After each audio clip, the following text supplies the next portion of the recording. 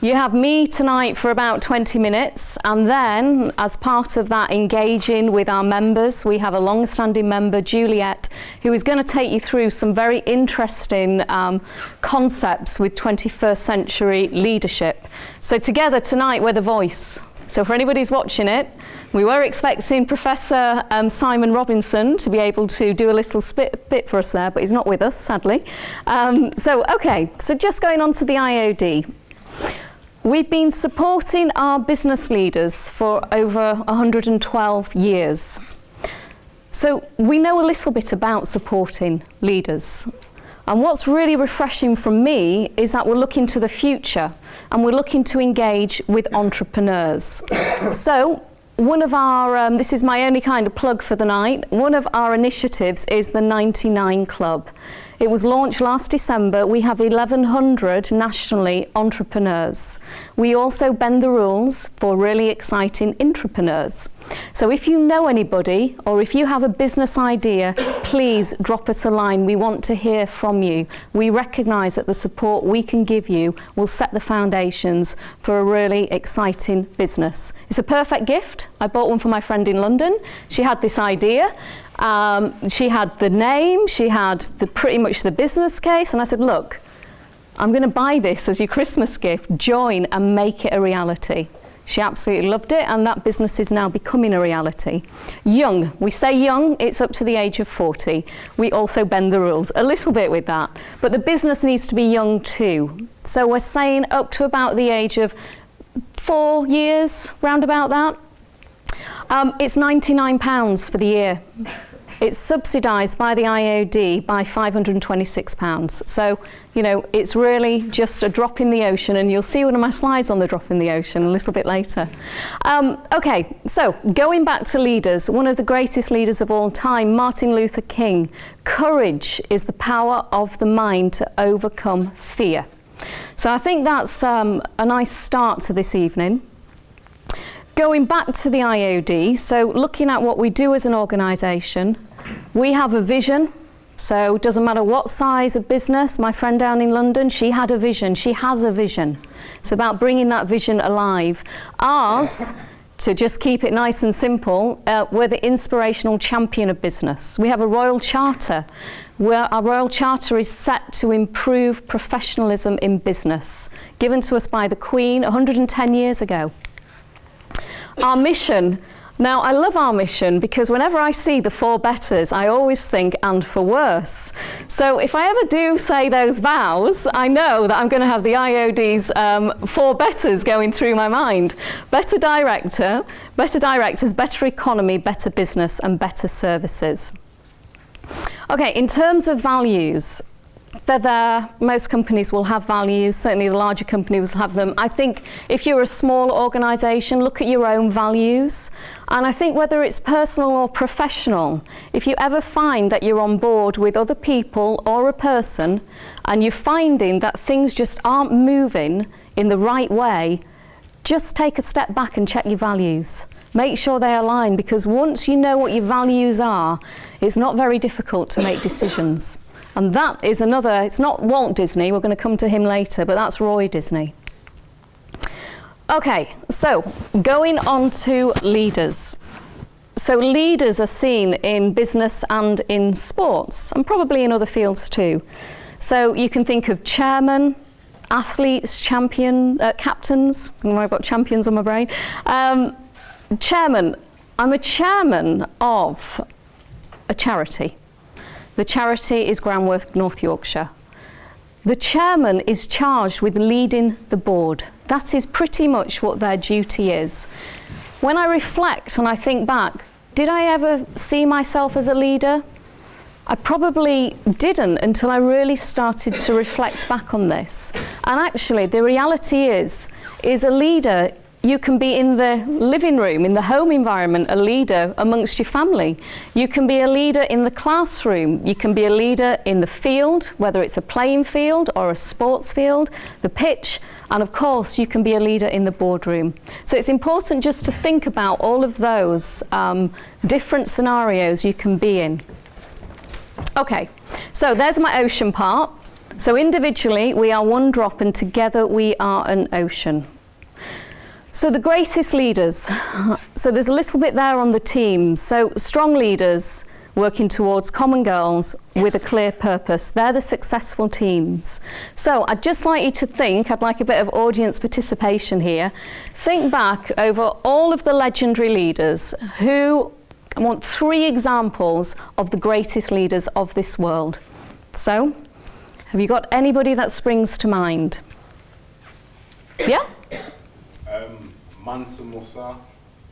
And why is he one of the greatest leaders, would you say? In human history, he was the richest man in human history. He was the Mansa of the Malian Empire for 25 years. Mm-hmm. He was worth, in today's equivalent, $400 billion. And he basically did a procession across Africa, Mm-hmm. and he gave away a majority of his wealth. It was still to be a leader. So in basic, he was sharing the knowledge that he had and the wealth, and still maintain that position as leader. Yep, that's incredible, and that's very true. You know, it's one thing to be, if you die rich, there's a certain saying to say that you've actually died poor, because you should give away what it is you've achieved. So thank you. Anybody else with any ideas there? Yep. Winston Churchill. Fantastic. And why would you say that he was one of our greatest leaders? Well, I'm no great historian, but when our backs were against the wall, I think he motivated the country to get ourselves out of a big problem. So we could probably do with him right now with the EU referendum, couldn't we? Absolutely. Yeah, thank you, Amber. Okay, right, so thank you for that. So here we go. Number 1 in many, many researches and studies is Gandhi. He comes out globally as being one of the greatest leaders. Now, this is a lovely saying by him. Happiness is when what you think, what you say, and what you do are in harmony. Second up, Nelson Mandela. And I love this quote. Action without vision is only passing time. Vision without action is merely daydreaming, but vision with action can change the world. So a slightly different viewpoint. Then we have, bringing it back home to the UK, Winston Churchill. So, and I love this as well because it's going to lead us into entrepreneurs. Success consists of going from failure to failure without the loss of enthusiasm. Okay, so what I would say the common denominator of all of these is they all fought for mankind. They understood the power of feelings. They were relationship focused and not results. And they all led by example. So there we are with leaders. Okay, so another question for you. Promises, do you keep them or do you make them? 2 different things, and we have Walt Disney there, a real great inspirer to me. All our dreams can come true when we have the courage to pursue them. Okay, so promises and entrepreneurs. Okay, they make many promises, not all are kept. And that's because they reach beyond the attainable. They are the dreamers, always looking for ideas, for solutions, and they're relentless. Quite different to leaders, though.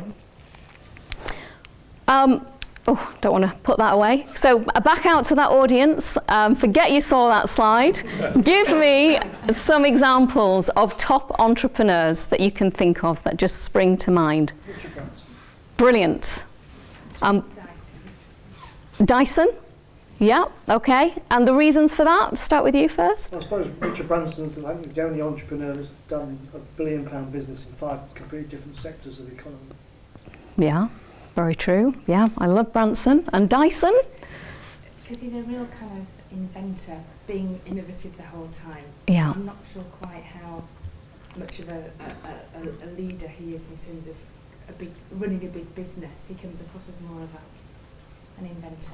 Yeah, and we'll come to that a little bit later. You know, how an entrepreneur could just be a single person. What whereas a leader would usually need to lead people. So it's about when the entrepreneur becomes bigger and the business becomes bigger, how do you then get to have an entrepreneurial leader? We'll touch on that a little bit later. Okay, thank you for that. So here we go. Oprah. She is the number one. She's the richest African American, valued at 3 billion, not quite your 400 billion over there. She's also noted to be the most influential woman in the world. She is a true classic rags to riches story. And this is something which she says here. You have to find what sparks a light in you so that you, in your own way, can illuminate the world. Now, illumination and leadership go hand in hand. The torch, the Olympic torch, which is held, it's passed on, but it's held to light the way, and that's an important point to remember about leadership. So in her own right, while she's an entrepreneur, she is also known for her leadership. Walt Disney, okay, one of my favourites. So when he set out to build the most incredible theme park, he said, I want it to look like nothing else in the world, and didn't he achieve it? So something from Walt: first think, second believe, third dream, and finally dream. And in third place, back to the UK again, we have J.K. Rowling. She was a single mum on benefits. She's now worth over £1 billion. And this, I love, it just sums up everything. Rock bottom became the solid foundation of which I rebuilt my life. So, you know... She was just an author rather than an entrepreneur. She would say that. No, but I'm saying, but if you actually analyse it, would you say that she's more of an author than an entrepreneur? Well, I would say that, you know, she absolutely wanted to make a difference for her life and for her child as well. So a bit like an entrepreneur, going back to that mentality, always looking for a solution, relentless, always wanting to find something. She believes that in each of us exists the stories which we've read, something that we believe in. So she kind of recognised that, and then she set out. There are rumours that she sold her soul to the devil in order to get the Harry Potter inspiration. So I think, you know, while she can say she's an author, she's also a very good businesswoman. And, you know, you can look at everything that she's done in terms of bringing her books to life through the theatres as well, through movies. And to have that type of wealth in such a short time is quite incredible. So, okay, so the difference between a leader and an entrepreneur. An entrepreneur's measure of success is the impact of their ideas. So again, going back to JK, her idea, the impact of that is global. It's a phenomenon, really. With leaders, it's their relationship. It's the quality and the quantity. Okay, so for those who know me, know I like Mother Teresa as well. So can you be both? And this is a beautiful quote. I can do things you cannot. You can do things I cannot. And together we can do great things. So that brings us now towards the entrepreneurial leaders. Okay. This concept was introduced in the year 2000 by McGrath and Macmillan. And the reason for that is in the year 2000, which was 15 years ago now, you know, the dot-com time, the boom where technology was really changing. It wasn't even changing at the rapid rate it's changing the world now as we know it. They recognised that we needed a new type of leader, one with an entrepreneurial approach. And that is because of the fast movements which we have taking place, and this was 15 years ago. So bear in mind that it's 15 years ago. The legacy of entrepreneurial leaders isn't quite as great as the entirety of history. So, looking at entrepreneurial leaders, I'm going to help you with this. Branson. You know, he absolutely is one. And one of the things that I love about this man is his positivity. And he says it here. It's amazing what doors can open if you reach out to people with a smile, friendly attitude, and a desire to make a positive impact. And that is the cornerstone of everything he does. Another one, Facebook. Mark, here we go. And this is noted in many, many different studies when we talk about risks. The biggest risk is not taking any risk. In a world that is really changing quickly, our only strategy that is guaranteed to fail is not taking risks. So, you know, you can sit and you can do nothing, but ultimately you've failed. So, you know, it's about, if you have something, some burning desire to do something, you should really do it.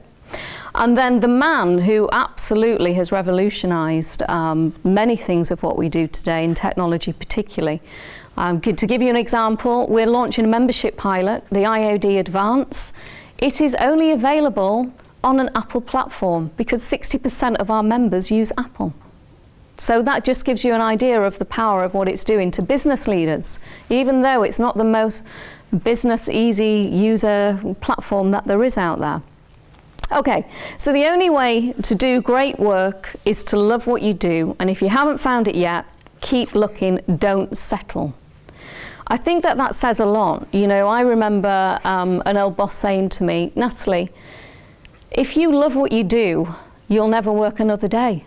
And he's absolutely right. You have to find that passion. Okay, so the most powerful leadership tool you'll have is your own personal example. So that goes back to what I said earlier in regards to those great leaders. They led by example, and that's important to remember. So now we're going to go to, you know, where we are in terms of, there's 3 different categories there. And so if you inspire, they say you're a leader. If you are inspired, you are an entrepreneur. So if you're inspired by some of the things which you've heard, then go out there, you know, be noble and make a difference. You make a difference to our economy and to our world. And what I do know is that any job which is created in the North stays within the North. So there's an even more important reason to go out there and to do that, to be noble. And we can support you. We've been doing it for 112 years. Of course, you have to believe in yourself and remember that your dreams were given to you for a reason. So for all of you here, I know that we have some of our retired members, our full members, our 99 clubbers, shall we say. We also have friends and colleagues of the university and the business of faculty and law. So if there is anything, if there's any idea, any burning idea, the UK is one of the best places for entrepreneurship. And Juliette's going to touch on that. You know, when you look at, and I travel quite extensively overseas, there is nowhere that has the entrepreneurial spirit which I see being cultivated here in the UK. And it's a great privilege to be part of an organisation which is absolutely seizing that, because the entrepreneurs, the startups, the tomorrow's directors, the tomorrow's leaders, they are the future of this world. So, question back to you, which one are you? You know, all of you with us tonight will have something within you which will relate to one of those. Even if you haven't reached or realised the potential within you, it is there. And if you don't know, the easiest things to do is ask those who you know, those who you love, and those who you respect. And remember that this is our purpose for the IOD in this region. We're here to support, guide, and inspire you throughout your life in business. And some of you who were with me a couple of weeks ago, we committed to that, to make it come alive. That is our absolute purpose. So remember that we're here. So, on that note, thank you very much. We're going to go over to Juliette, and she is going to put a 21st century viewpoint on how we engage entrepreneurs and leaders and nurture entrepreneurs and leaders. Okay, thank you very much.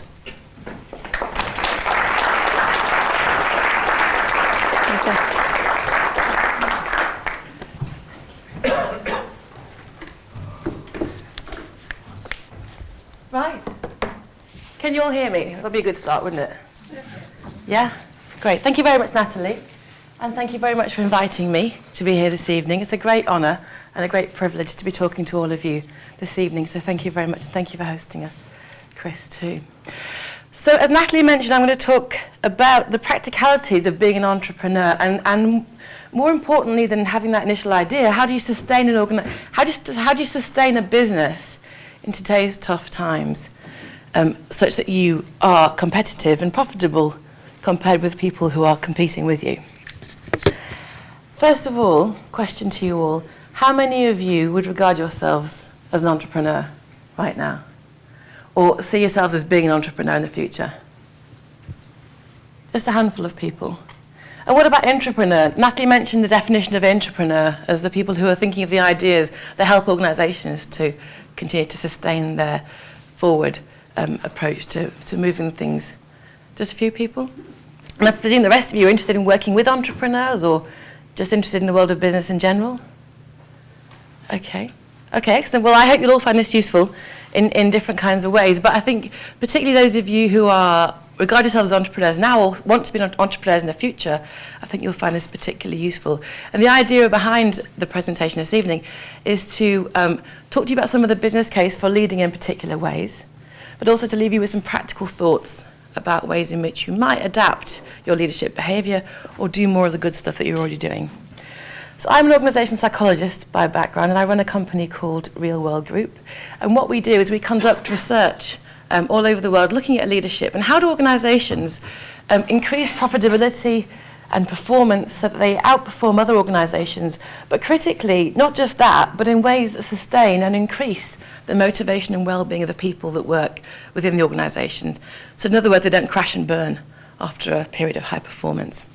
And then we create diagnostic tools that organisations and consulting firms use around the world, and we work with everything from local government to manufacturing to construction to pharmaceuticals, all over the place. So what I'll talk about this evening, I'll bring in some of the examples of different industries as I go through the presentation.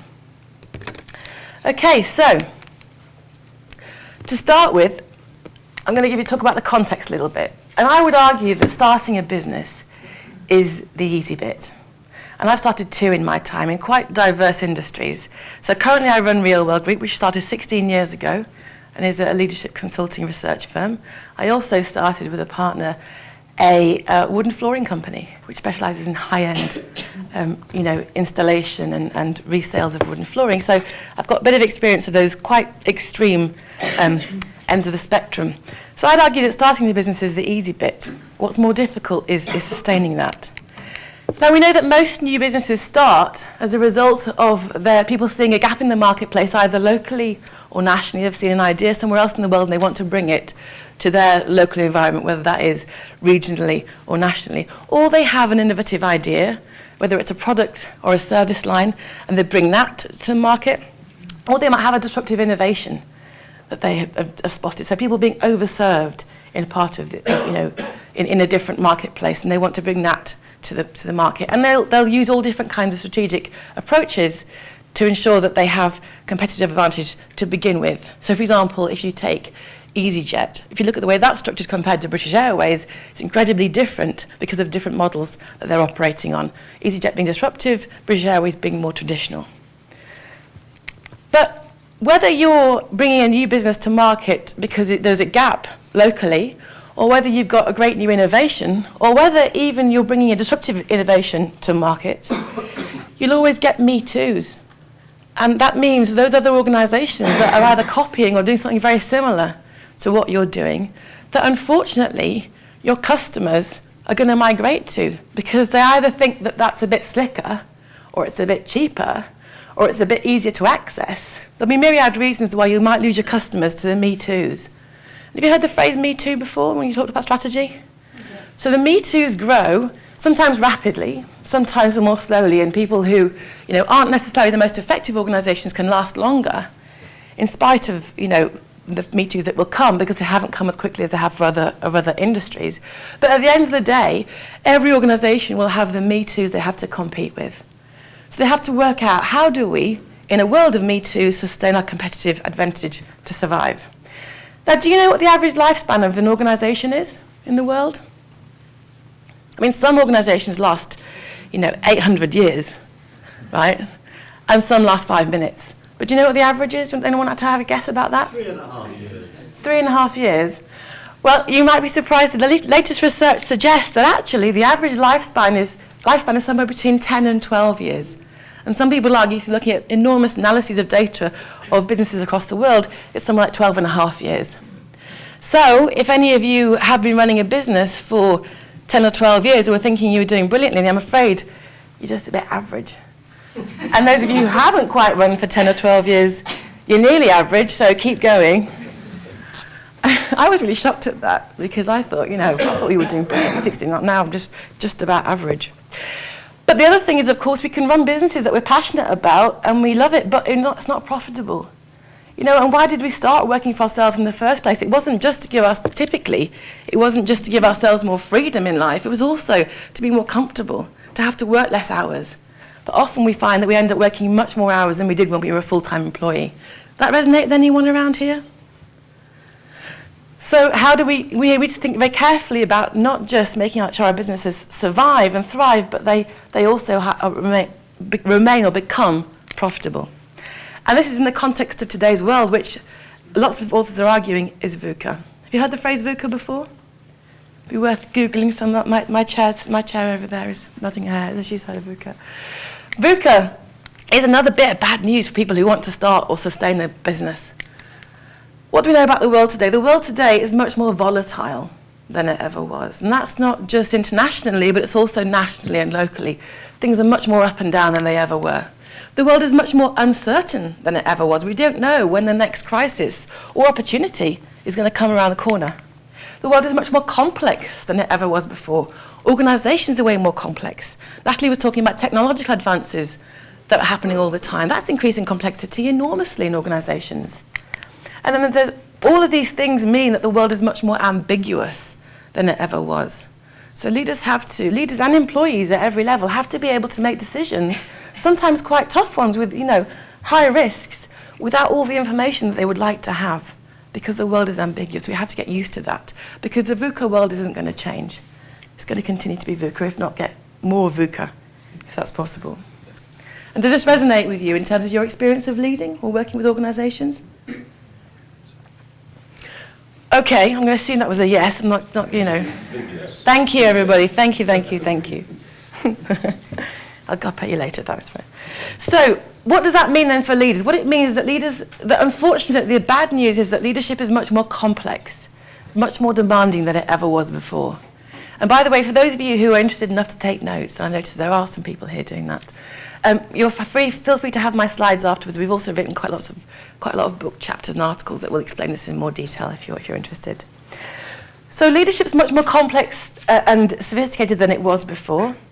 And I think Natalie you also alluded to, talked about the fact that business used to be simpler. There were fewer competitors in the past. The world was much more stable than before. So leadership was actually a lot simpler in the past. Leaders now have to juggle a huge amount of tasks all of the time. Starting with, the world over, regardless of sector, industry, country or level, everyone's being pushed to achieve more with less, right? So we have to drive profitability. If we're working in the public sector, we have to achieve the same output as before, but with far fewer resources than we had before, with increased customer demands. So everyone's having to achieve more with less. But critically, we've got to do this in a way that sustains people's motivation. We can increase performance in organizations by cracking the whip. But what that leads to is a peak in performance that quite quickly nosedives into people being burnt out. Every day in every organisation, you'll see people being burnt out because of the pressure. So how do leaders not only increase the output, but do it in ways that maintains motivation? Have you heard that Charlie Chaplin quote that the Charlie Chaplin, Einstein. Easy to get them mixed up, obviously. Einstein said the definition of idiocy is to do something twice the same way and expect a different result. So if we're going to do more with less, we've got to do things differently. So we've got to create what are called cultures of readiness for change in organisations. We've got to make sure that people are willing and keen to do things differently, that they can roll with technological advances. There've been more this probably won't surprise you, but there've been more technological advances in the last 10 years than there were in the previous 100. Imagine what's going to happen in the next 2 or 3, and so on. So readiness for change is absolutely critical. We need leaders at every level. We've got to enhance proactivity and innovation. We want people to be thinking every day, what can I do better? How can we be more efficient? How can I improve this for my organisation? Natalie also talked about this in terms of entrepreneurs. People who are thinking not just about products and services, but there's this new thing, and it's not very sexy, but it's, you know, very, very important. Administrative entrepreneurialism. Who wants to admit to being one of those? Sounds like some kind of, sounds about as sexy as being a librarian, doesn't it? Which is not fair on librarians, because I'm sure there's lots of sexy librarians out there. But the point is that, you know, we need to think about systems and processes, how we do things very differently, not just products and sexy, you know, services and those kinds of things.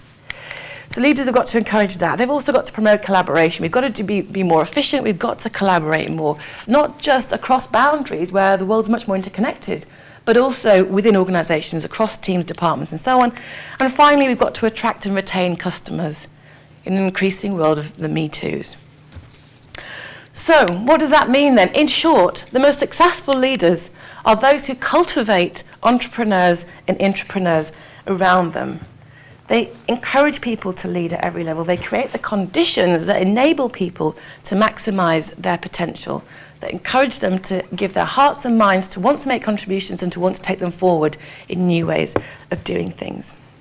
And the foundation for that, and this is the good news, because we know a lot more about it than we ever did before, is having highly engaged employees. So if you want to help to create leaders at every level in your organisation so that you have entrepreneurs and intrapreneurs, starting by engaging people is absolutely critical. Have you heard of the concept of employee engagement before? I imagine lots of you will have heard of it. So for those of you who haven't, employee engagement is described as the state when people feel highly aligned with the vision and direction of their team or their organisation or their department. They feel that if they help contribute to success, it will be intrinsically motivating for them. They feel that if they go the extra mile, it will be worth it beyond pay and benefits. It will be meaningful, it will be enjoyable. They want to contribute in that kind of way. Can you think of a job that you've had over the last, over the entirety of your career where you really felt engaged? You really wanted to go into work, you really enjoyed working there, you enjoyed contributing, you went the extra mile? I mean, some of us can't, sadly, right? I can, I'm joking. But, sadly, genuinely, sadly, some people have never had that. But that's what I mean when you're in flow, when time passes and you don't notice. That's when you're engaged in the work. And sometimes it can only be on certain projects. But the idea is that what we know from tons of research is that that's how we create competitive advantage. And I'll explain why in a minute. Now, this is in German. But what this is showing you is that basically, in case you were wondering, is that in any organisation, and it differs by sector, by country, and that sort of thing, but typically about 10 to 20% of people will be highly engaged. They'll be building walls without anyone asking them to. And I mean that in a good way as opposed to in a unhelpful way. Then you'll have about 10 to 15% of people will be actively disengaged and sabotaging the organisation, believe it or not. Ever met anyone like that? But most people, this is the exciting thing about leadership, most people are neither engaged nor disengaged. They're just sitting there waiting for someone to either, annoy them and, disengage them, or they're waiting for someone to excite them and move them towards the vision of the organisation. And the biggest influence on that is day-to-day leadership behaviour. It's what my line manager does. Remember, people don't leave organisations, they leave their line manager. It's actually, demonstrated through research all the time. And if I ever did a straw poll here, most of you would be leaving your line manager rather than the organisation, given, all other things being equal. I showed this to a group of Germans, actually, recently, and they said there's no way that could be Germans sitting in the middle. Yes, building, yes, destroying. They would never sit around. So we came to the decision that they might be Austrian, perhaps. So another way of understanding what engagement is to look at the exact opposite. What's the polar opposite of engagement? It's disengaged.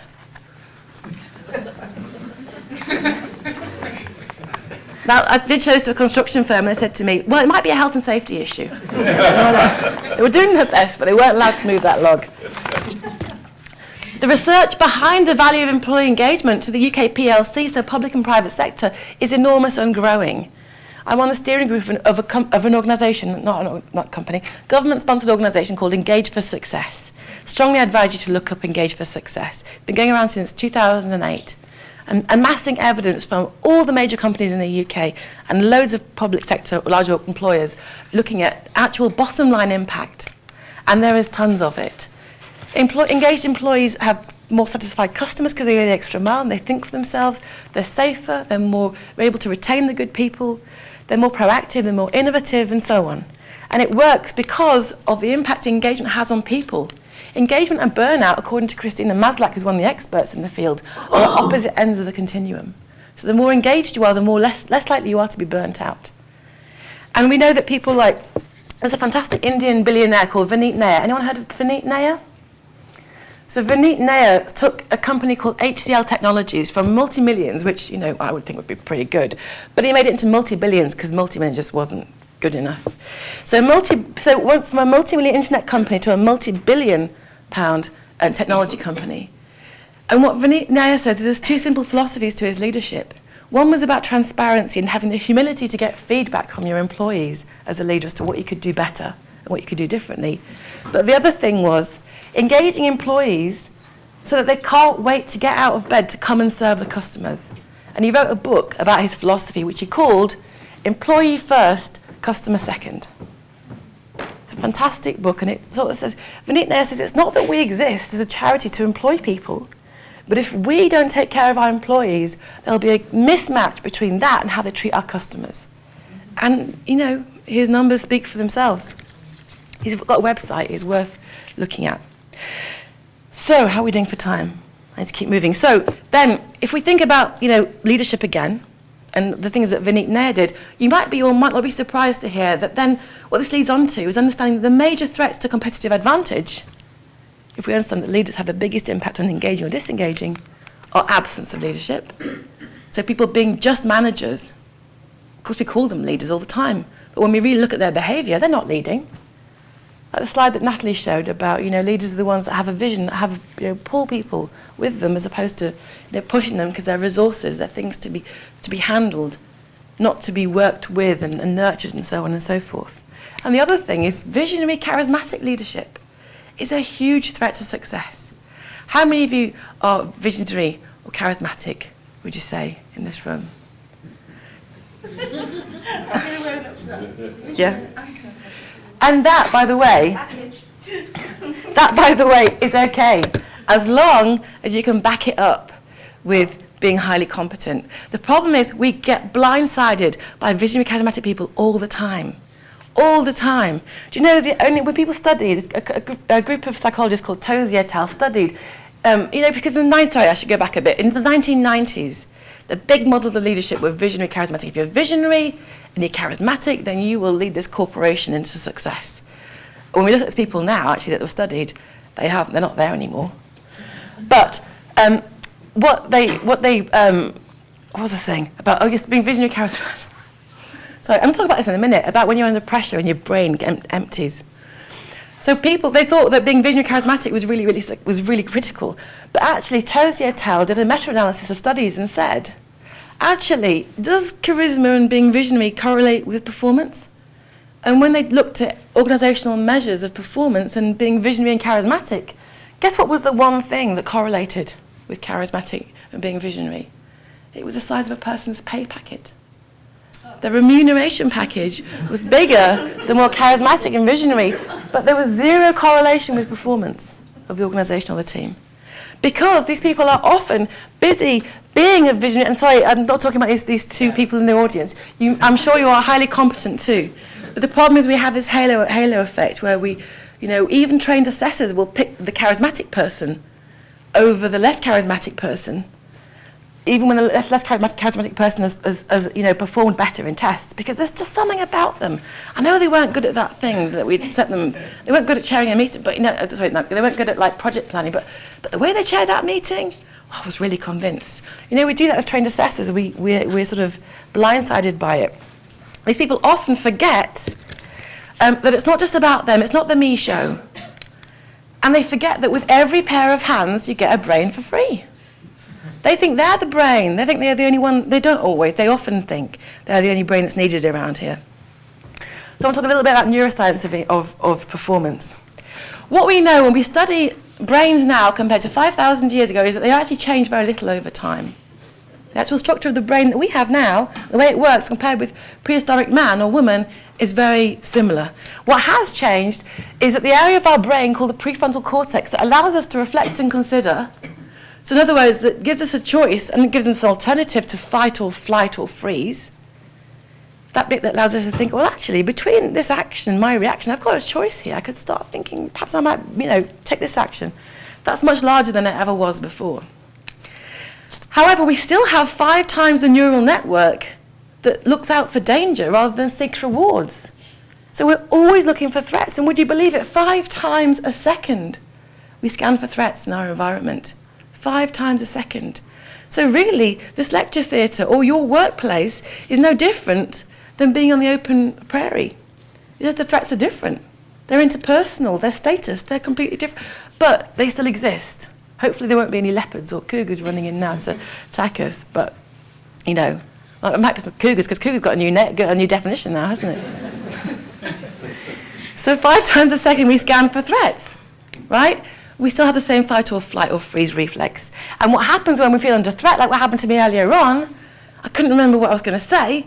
So what happened was the blood drained from my brain as my brain got filled with cortisol, which is a stress hormone, which is getting ready for my limbic system to either, run, luckily I didn't, or perhaps unluckily, or freeze, or fight.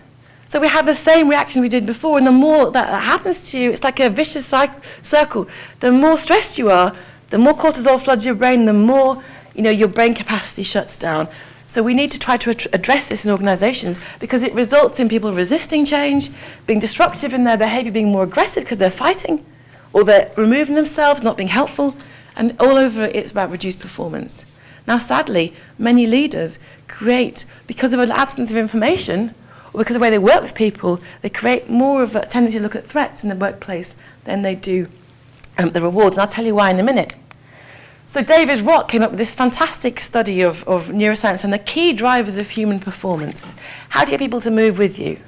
This is what the effective leaders do, to get people to move towards their direction as opposed to away from their direction, the resistance to change, the fighting or the flighting as opposed to moving with them. The first thing is that each of us needs to feel a sense of status. That doesn't mean like role, title, or office, or whatever it is. It's about, do we feel valued?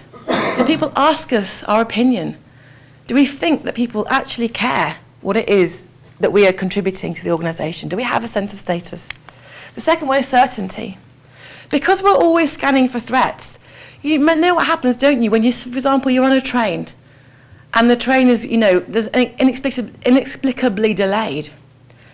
You don't think, we've probably been stopped by a bunch of Robin Hood people who are going to give us £1 million each.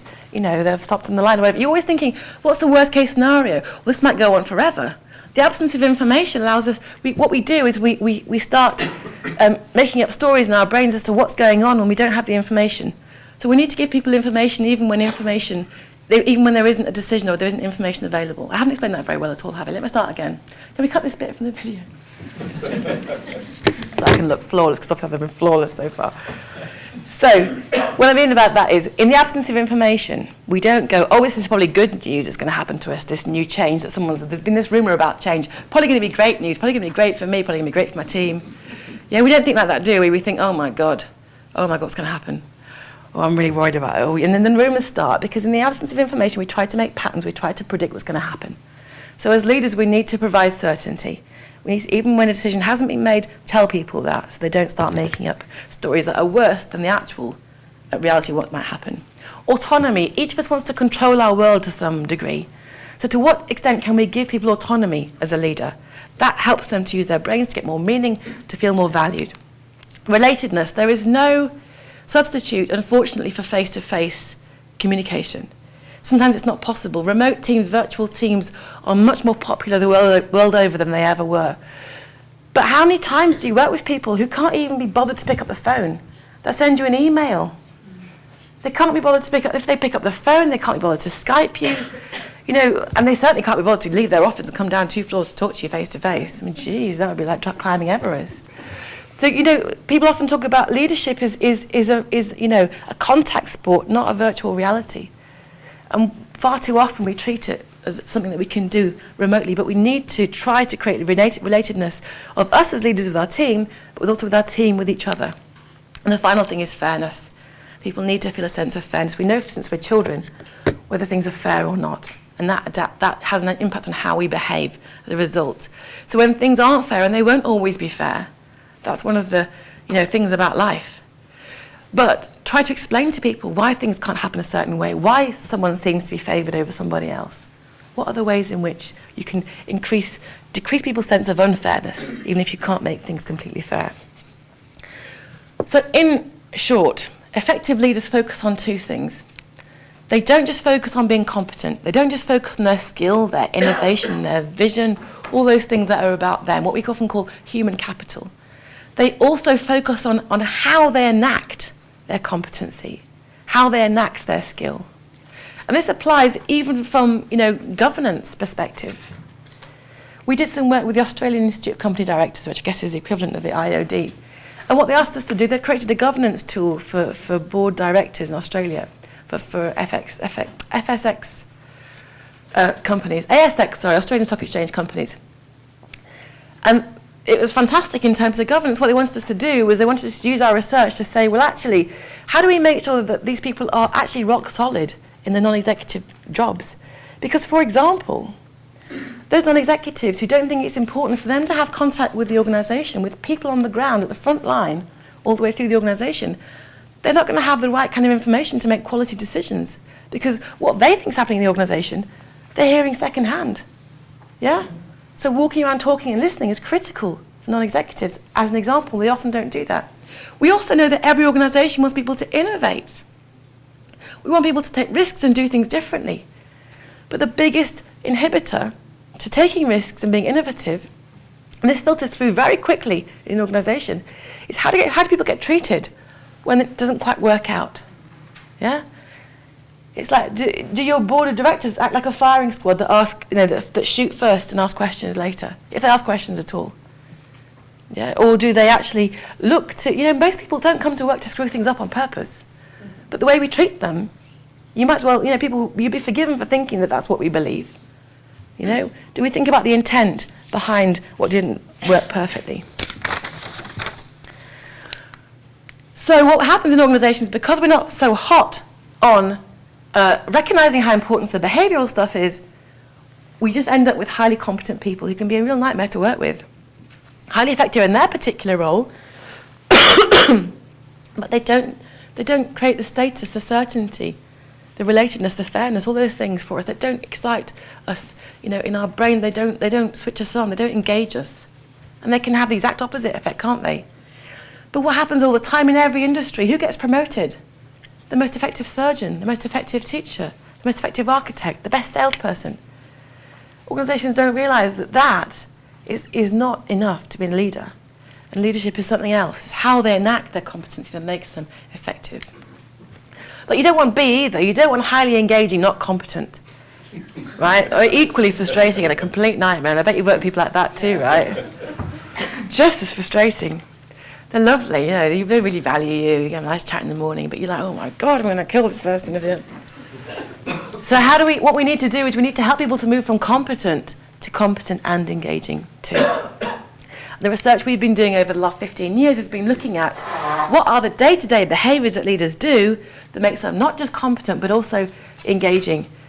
And there are 99 behaviours in the particular model, which I won't talk to you about in great detail now because we haven't got time. But one thing that's really important to bear in mind is what Warren Bennis said, one of the best, most interesting leadership writers of our times, is that the so-called soft stuff is actually the hard stuff in organisations. This is the bit that is the bottom line. Sorry, that hits the bottom line most effectively if you look at the research from employee engagement, but it also is more difficult to do. Because we can focus on targets, what gets measured and what's in front of us right now. It's more difficult for us to go out of our way, spend time with people, and help them to increase their sense of value, their sense of meaning, their sense of autonomy, and so on and so forth. But it gets so much more results in the end, pays so many more dividends. And by the way, don't forget that being decisive is critical too. Being an engaging leader is not about getting a flip chart out every time a decision needs to be made. It's actually about, taking tough decisions in isolation as appropriate. But it's about what your default is.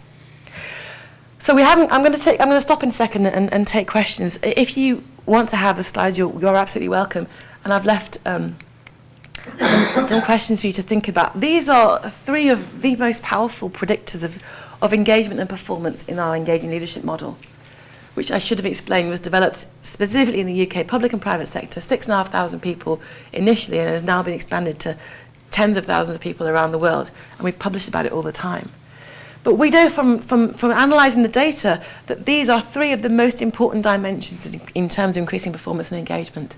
So what you might want to think about either now or later on is, to what extent is your workplace or your leadership behaviour characterised by those different things? Because they are so critical in creating the outcomes that you want to sustain competitive advantage as entrepreneurial leaders.